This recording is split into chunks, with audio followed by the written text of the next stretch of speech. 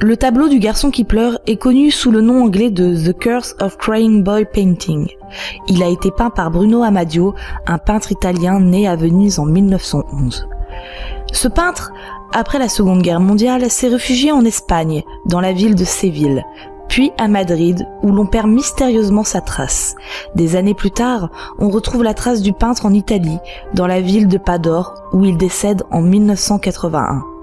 Bruno Amadio, lorsqu'il était en Espagne, peint une série de portraits d'enfants, tableaux connus sous le nom des enfants qui pleurent.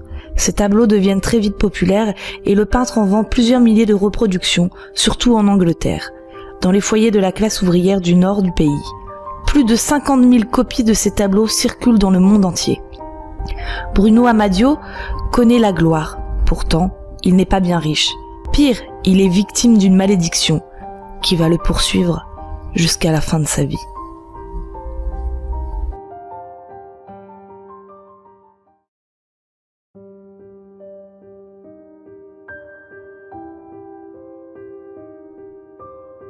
On raconte à propos de ce tableau qu'il serait maudit, qu'il apporterait la mort et la désolation. Pourquoi ? Pour le comprendre, il faut remonter aux origines du tableau. Bruno Amadio, alors en Espagne, peint en 1969 un jeune garçon au regard triste. Il intitule ce tableau Niño Llorando.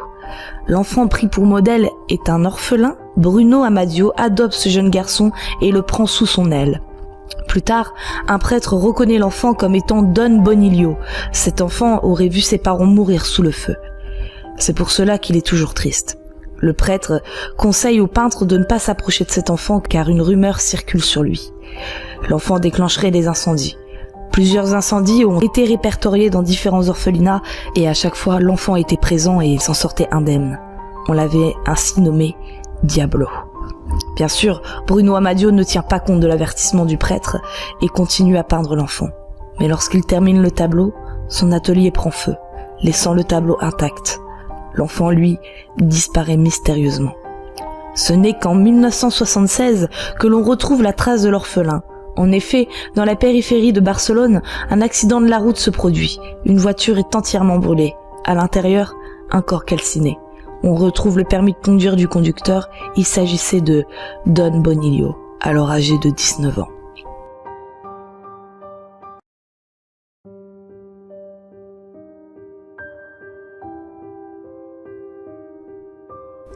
On raconte aussi que Bruno Amadio, alors peintre ruiné et pauvre, fait pacte avec le diable.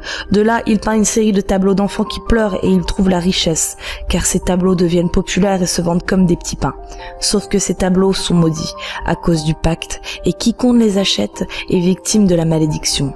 Certains affirment même que dans une chaîne de télévision brésilienne, le peintre aurait avoué avoir fait un pacte avec le diable. On dit aussi qu'après avoir peint le tableau, Bruno Amadio l'offre à l'orphelinat qui avait recueilli Don Bonilio. La même nuit, l'orphelinat est victime d'un incendie ravageur qui va faire plusieurs victimes, dont Don Bonilio.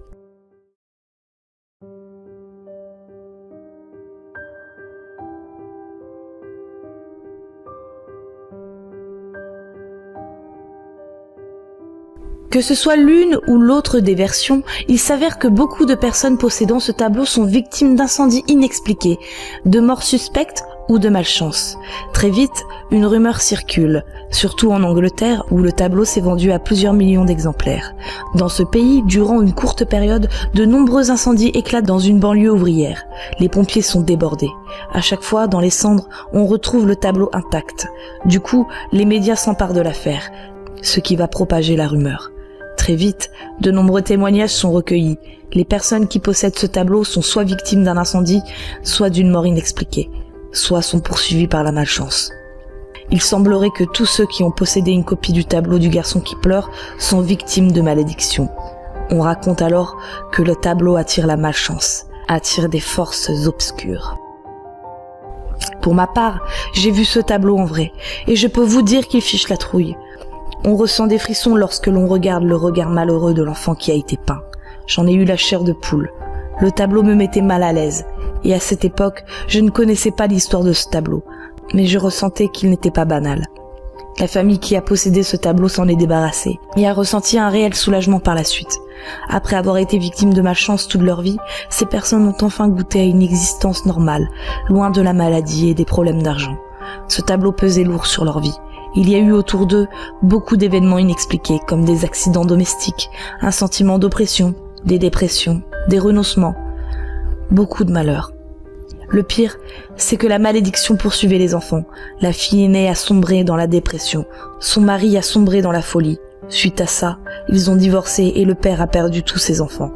En effet, ils ne veulent plus revoir leur père car ce dernier les repousse. Ils ont peur de lui. Lorsqu'il est en crise, il est incontrôlable. Un jour, il a même failli tuer 2 de ses filles et un de ses fils, alors âgé de 4 ans. Dans ces moments de crise, il semble comme possédé par une force obscure. Il baragouine des mots incompréhensibles. Tous ont préféré fuir, mais tous sont encore hantés par l'image de ce père en crise.